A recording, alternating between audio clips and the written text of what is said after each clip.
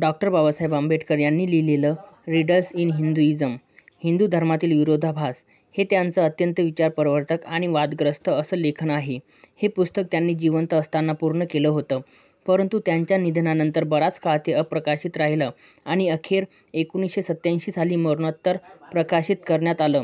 या ग्रंथात बाबासाहेबांनी हिंदू धर्मातील अनेक विसंगती, विरोधाभास आणि अन्यायकारक परंपरांवर तर्कशुद्ध व प्रखर भाष्य केले आहे. या पुस्तकाचा उद्देश हिंदू धर्मावर टीका करणे नव्हता, तर त्या धर्मातील अंधश्रद्धा, विसंगती आणि असमानतेच्या मुळावर प्रकाश टाकणे हा होता. बाबासाहेबांचा हेतू असा होता की लोकांनी धर्म आंधळेपणाने न मानता त्यामागील तर्क समजून घ्यावा.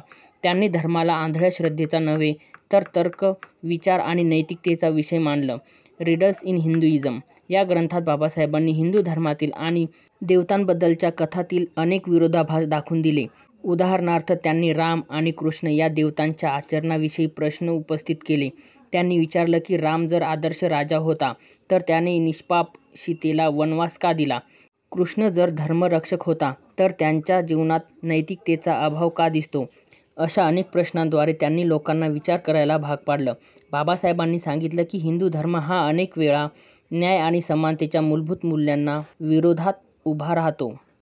या धर्मात जातीव्यवस्था, अस्पृश्यता आणि स्त्रियांवरील अन्याय यांना धार्मिक मान्यता देण्यात आली आहे. त्यांनी स्पष्टपणे म्हटलं की धर्माने जर माणसामध्ये भेदभाव निर्माण केला, तर तो धर्म नव्हे, तर अन्यायाचे साधन आहे. या ग्रंथात त्यांनी हिंदू समाजाच्या धार्मिक रचनेतील विरोधाभास उघड करताना हेही सांगितले की भारतात धार्मिक एकता नाही, तर धार्मिक गोंधळ आहे. वेगवेगळ्या पुराणांमध्ये एकमेकांशी विसंगत कथा आहेत आणि प्रत्येक मत आपला देव, आपली परंपरा सर्वोच्च मानतो. त्यामुळे समाजात एकात्मता निर्माण होण्याऐवजी तणाव वाढतो.